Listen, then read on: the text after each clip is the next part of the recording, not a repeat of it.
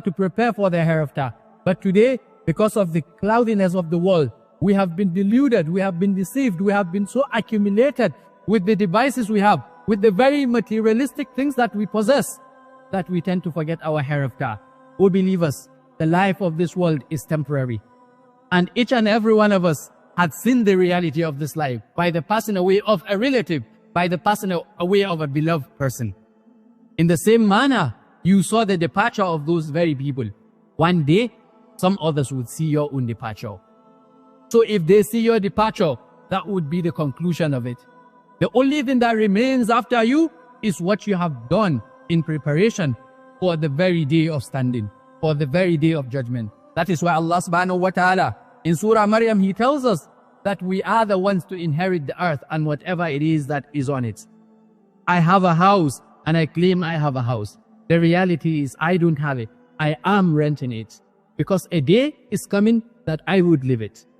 I possess a car, I own a car, I drive a car. The fact is, you are nothing but a taxi driver. One day, the real owner of that very car will take it away from you. It will take it away, or he will take it away from you by you passing away. Because the very moment you die, nobody is going to bury you with that very car. You have money, and you keep saying, I have wealth, I have this, I have that. But the reality is, it doesn't belong to you. You are just holding it to the very moment that you die. That is why Allah subhanahu wa ta'ala, He reminds us that what we have, we are nothing but successive inheritors over it. He borrowed us. That's why He tells us to spend out for His sake. Ya ayyuhalladhina amanu, O people of Iman. Allah subhanahu wa ta'ala says, Aminu billah, believe in Allah wa rasulihi and His messenger. Wa anfiqu mimma ja'alakum mustakhlafina fi. And spend from that which we have made you successive inheritors over. وَالَّذِينَ آمَنُوا, for that very person who believes in Allah, وَأَنفَقُوا, and spends for the sake of Allah, Allah subhanahu wa ta'ala says He has a great reward for Himself.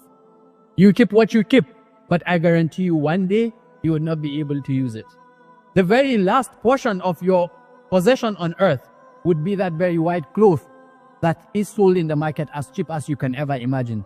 That is why Imam al-Ghazali and other than him, they made mention regarding the ayah where Allah subhanahu wa ta'ala is saying, وَلَا تَنْسَ نَصِيبَكَ مِنَ الدُّنْيَا, don't forget your portion of this dunya.